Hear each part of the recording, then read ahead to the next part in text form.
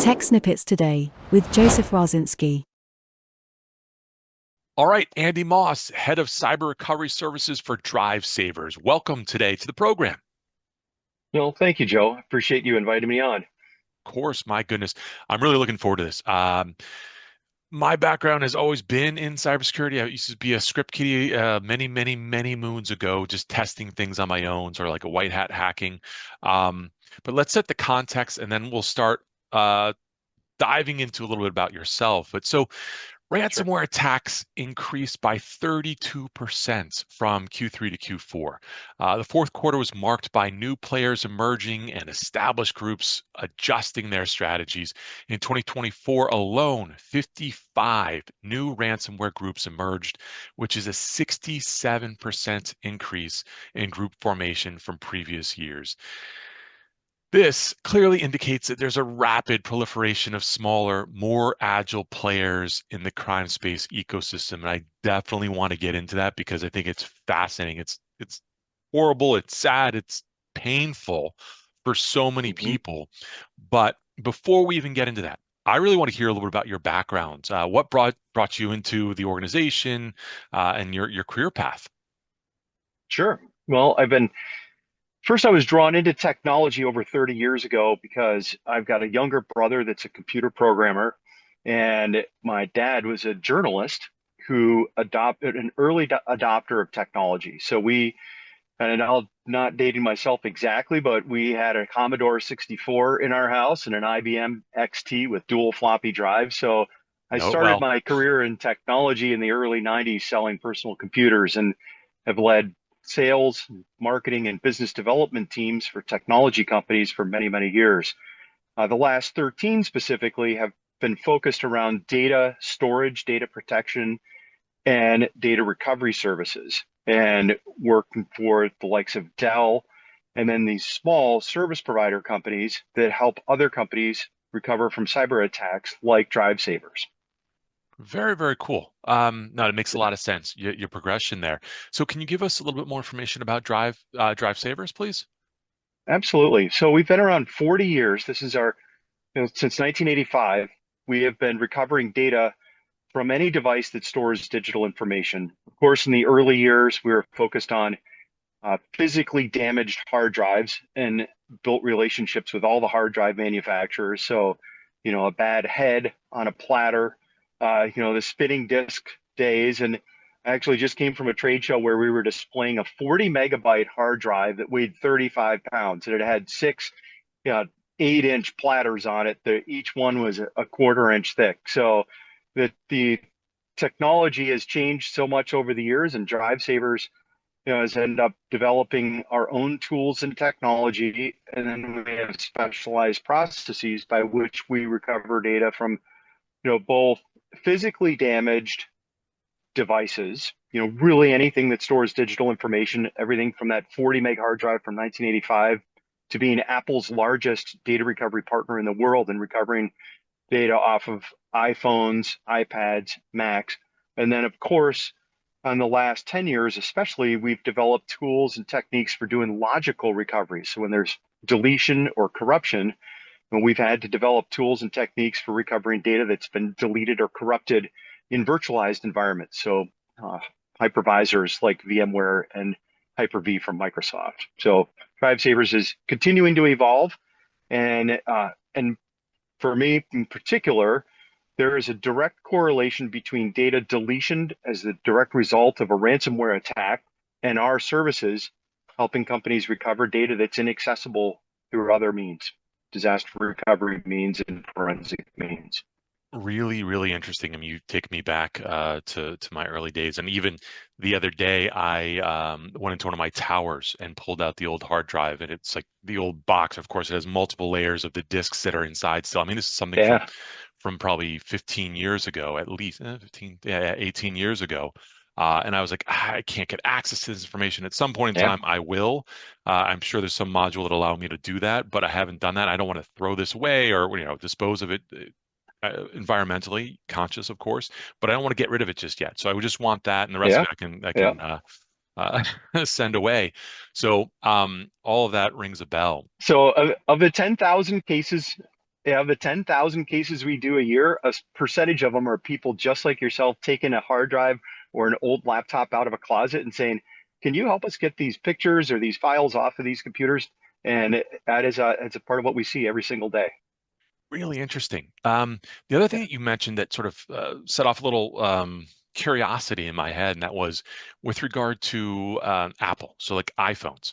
I'm assuming you've been watching what's going on in the UK and what they're doing in terms of encryption.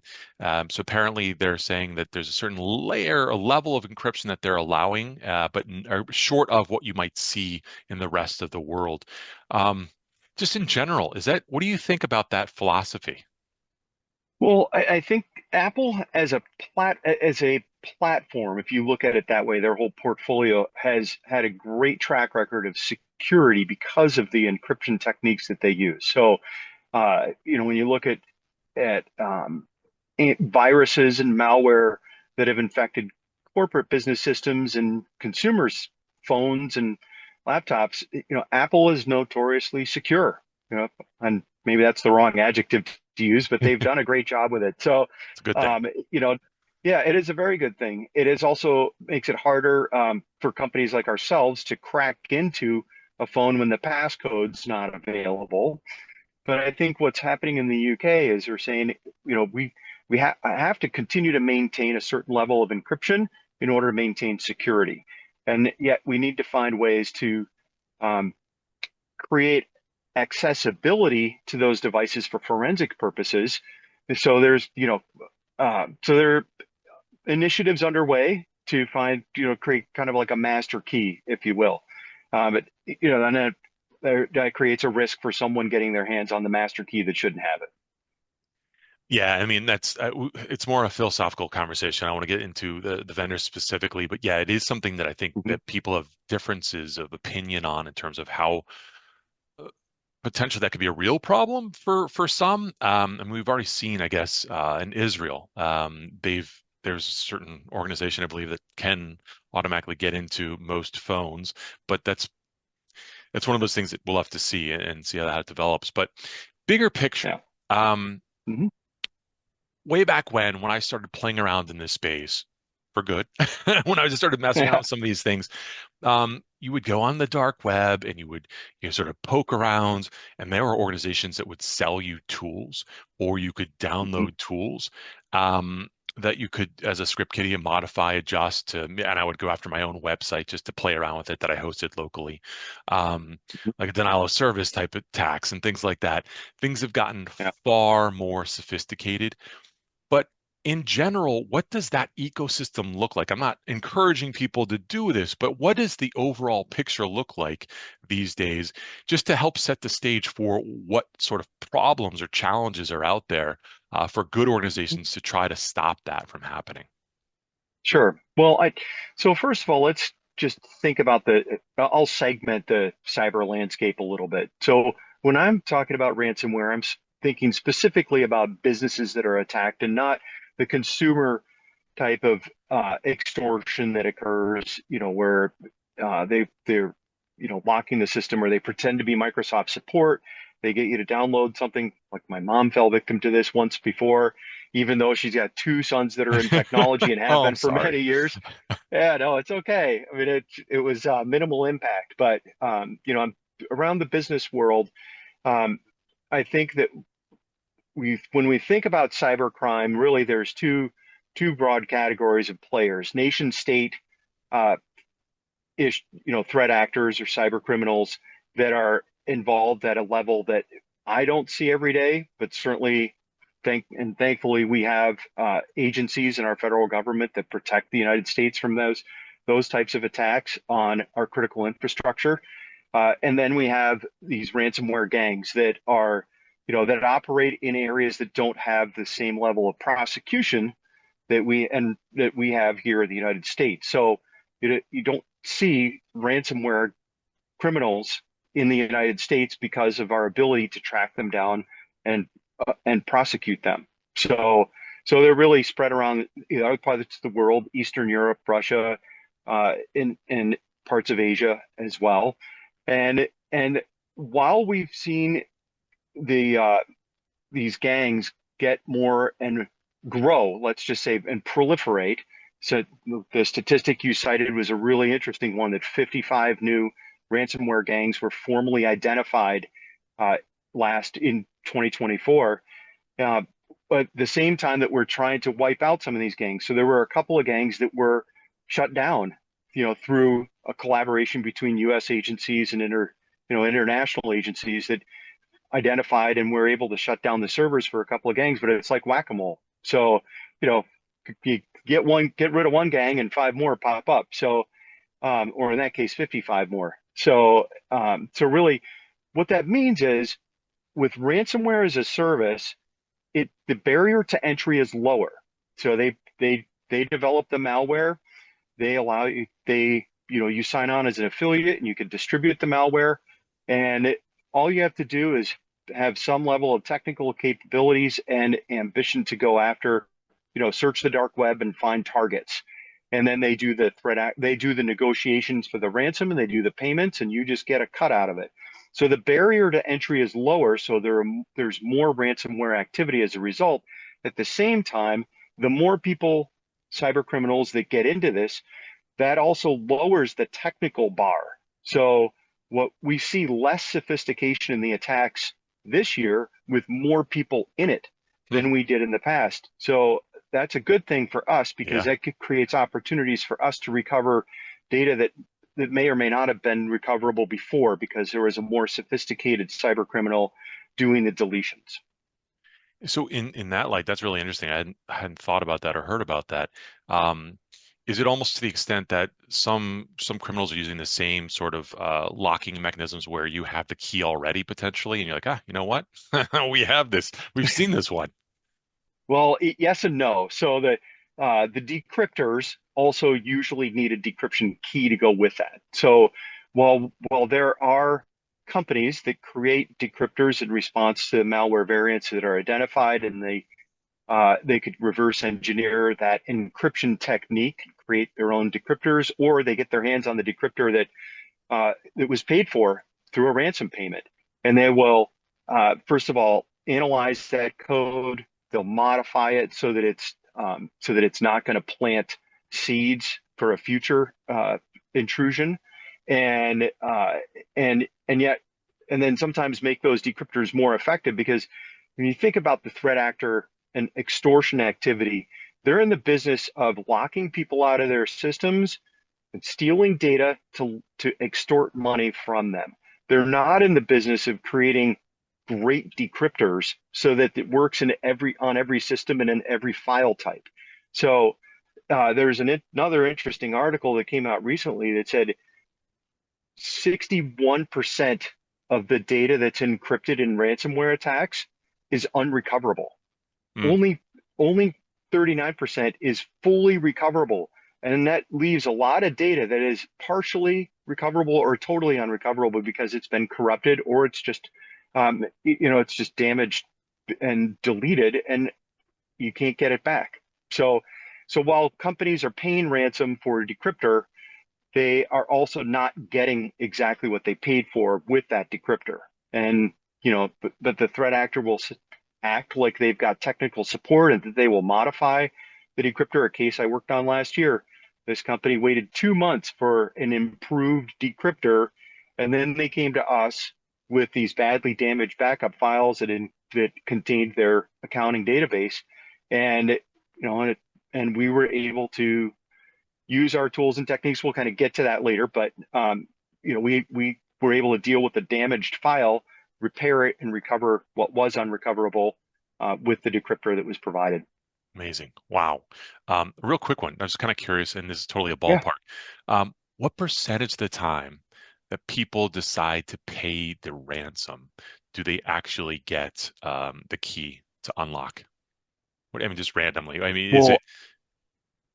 it's very high. So that, Is it? you think about so when you think about the extortion business model, and I don't want to promote it in any way, shape, No, or no. form, but extortion works like the old, think about the mob back in the 30s or 40s, 50s. They'd pay for protection, and your business would be protected because they would keep people from interfering with your business. Same thing with the cyber criminals. The model only works is if someone pays a ransom and they deliver a decryptor and keys to decrypt the files.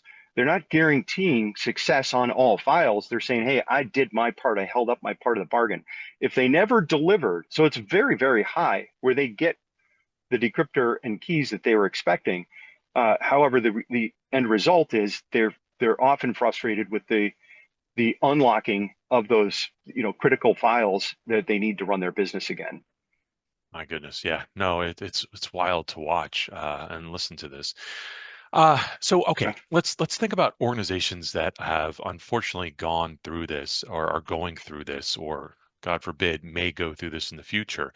What Mm-hmm. are some operational and technical challenges in terms of the data recovery following ransomware attacks?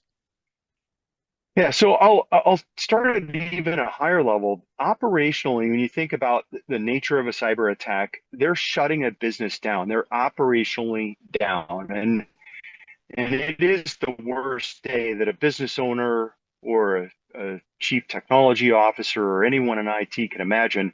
The business that they've spent years building, and for the security teams and for the IT teams, years spent supporting, and all of that is they're locked out of those systems and they can't operate. So the first and foremost challenge is business. So, and from a cyber insurance perspective, an insurance company perspective, this is a business interruption claim, right? They pay. That's why people have business insurance, and cyber insurance is to pay for business interruption.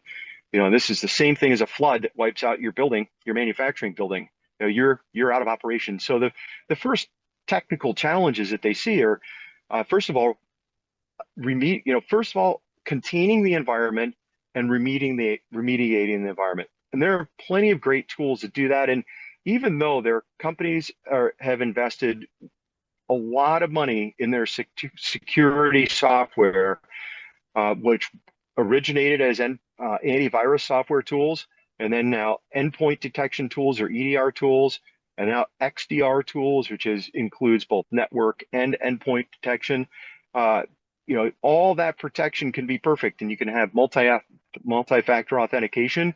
It still doesn't mean that the bad guys aren't going to get in. So the first operational challenge is how do you contain the threat that's impacting your environment? How do you clean the environment? And then how do you restore business operations, which include, phone systems, services. So you've got outside communications with your clients, email systems, file and print services, and a network and servers that are running your critical business applications back up and running. And the challenge of that is that that's not usually just one vendor, and it's not just one system. So you have to have a number of players involved working together to get the company back up and running again. And my background before coming to DriveSavers, I spent 2.5 years at a company called Arete Incident Response.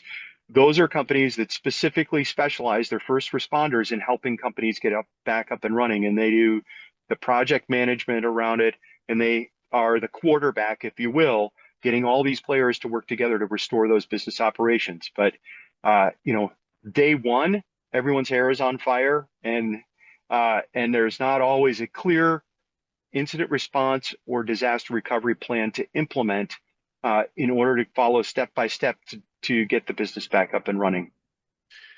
Really interesting and very helpful. One of the things that I always try to grapple with it, because I haven't seen or have to deal with this in a long time, but if, let's say, an organization has, all their local storage initially, of course, on their PCs, maybe their data warehouse or whatever, but they're also backing up to the cloud. Are the largest clouds, I'm assuming, also providing some sort of support just in case, like maybe a virus gets up there? How is that? How is that done? Like if you're on AWS and you're maybe using Microsoft Azure, whatever the case is, and you're backing things up let's say every night or whatever the case is, even more frequently, if you're backing something up that potentially had that packet, that virus in it, is that being automatically parsed and being removed at the cloud level? How does that all work?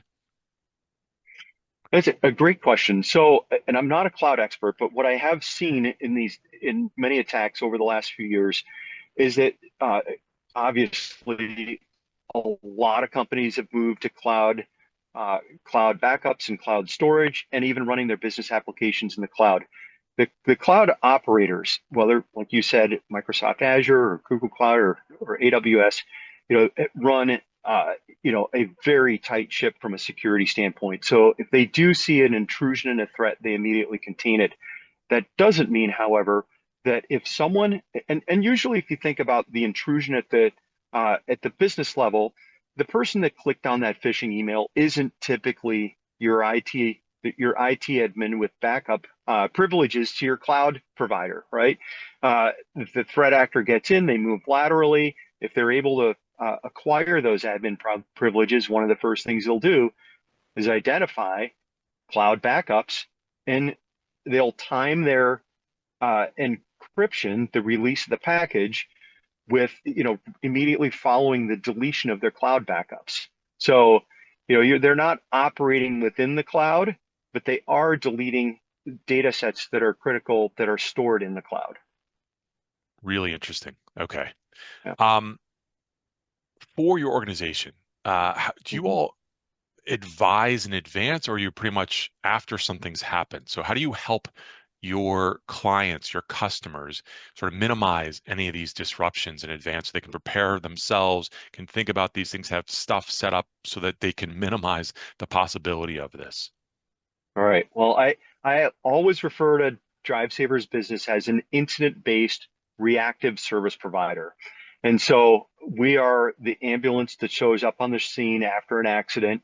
And yet our thought leadership is communicated out in blog posts and, you know, interviews like this and articles that we contribute to. And our messaging is always the same as anybody else in the data protection space. Uh, Backup, backup, backup. And then also we advocate for high levels of security. Multi-factor authentication has been around, and it's highly promoted. That it's also incredibly effective. So we promote that, but we don't do any proactive advisory services to our clients. We're the phone call after the fact. And so we try to display great thought leadership with the same kind of tips and that everyone else has about making sure that your backups are in place, that they're air gapped, or what's called immutable backups, meaning you can't change the backup after it's been saved. And we partner with companies that do those kinds of services. But really, our role is focused specifically on recovering those critical data sets that are not accessible through standard disaster recovery or restoration or forensics needs. So we partner with firms that do that work. And if you think about the life cycle of an attack, right after an attack, the first phone call is usually the IT person. The second phone call is to their security provider. The third phone call is to sometimes their insurance company. If they have cyber insurance, they'll recommend getting a data privacy lawyer involved if there's PII or PHI. And then the incident response companies get engaged, and they will quarterback that through the process. And then when it comes to identifying and restoring backups, if those all efforts fail, that's when those partners will call us. So that's what I spend my time doing, is forming those partnerships so that people know, hey, we can recover deleted backups that appear to be deleted, but they're not really gone.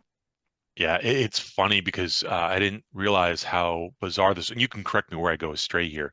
A long time ago when I started messing around with like deletions of things, and then you're like, well, wait, what did it really delete? And basically, programs back then, it would just basically take out the directory.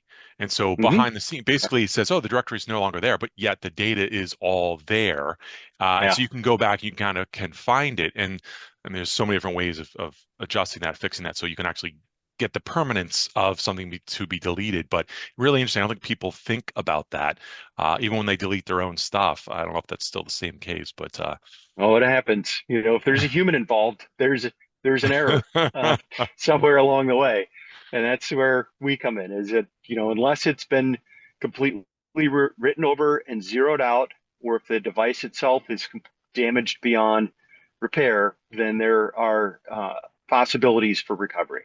Really interesting. Okay. One other question that I'm kind of curious about, and I think it touches on sort of this horrible ransomware that I don't know if will ever disappear.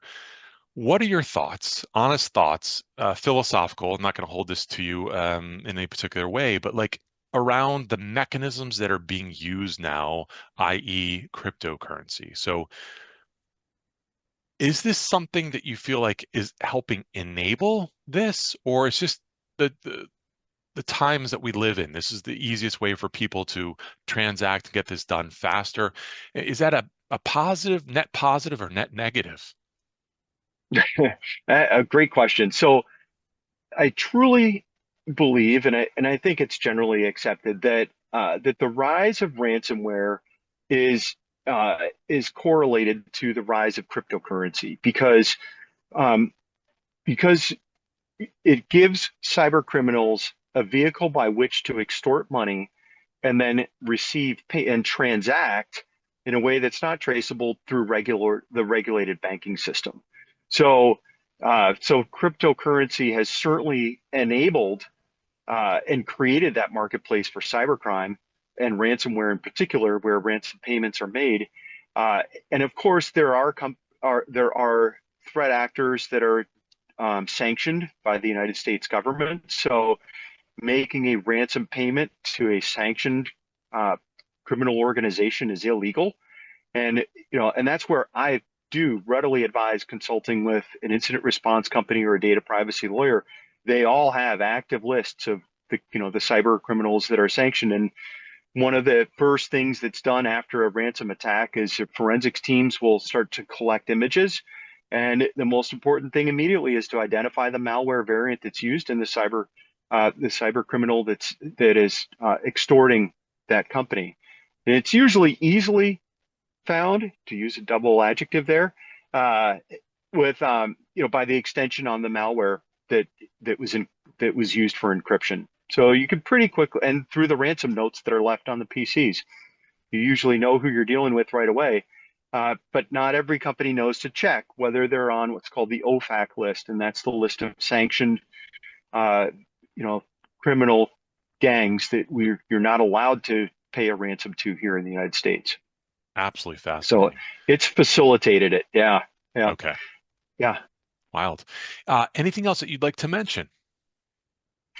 Yeah. I think since I've listened to some of your podcasts and I'm a big fan, I love your content. Well, First of all, thank you.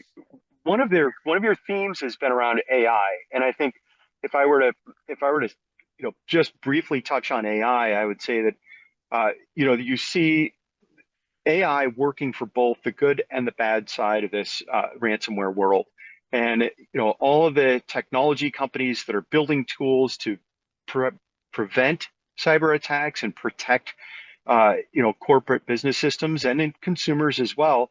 They've embraced AI. They're using generative AI technology, and that helps fight malware variants as they are released. And then it also has enabled cyber criminals to adapt and modify their malware faster and create new tactics for intrusion. So I think from an AI standpoint, there's going to constantly be this tension between good and bad and new tactics and techniques that are developed, but new ways to fight that.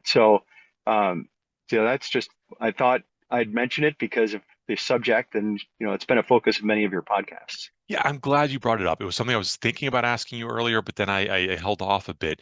And there's a stat that I saw recently that was just insane. And it was the idea, and I don't hold me to this, but it's something along the lines that Amazon AWS, so their web services, um, normally on every single day they get 150 million attacks. And now in the Yeah, last like 6 months, it's up to 750 million because of AI, yeah, because people are able to yeah. toss these things out left and right. And that's remarkable. I mean, absolutely insane to think about. So it's going to be just a wild period to watch And knock on wood, as few people Yeah. as possible will be having to deal with this sort of thing. But my goodness, Andy, thank you so much for your wisdom, your thoughts, all the fascinating stuff that you brought to the table today. Really appreciate it.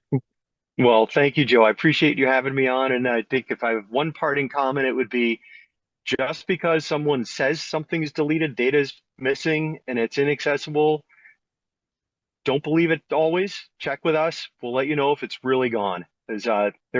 We've recovered data in many ways when people thought it was impossible. So don't lose hope and protect yourselves with backups and multi-factor authentication. So those are my parting comments. And thank you again for having me on, Joe. I really appreciate Fantastic it. advice. Well, thank you.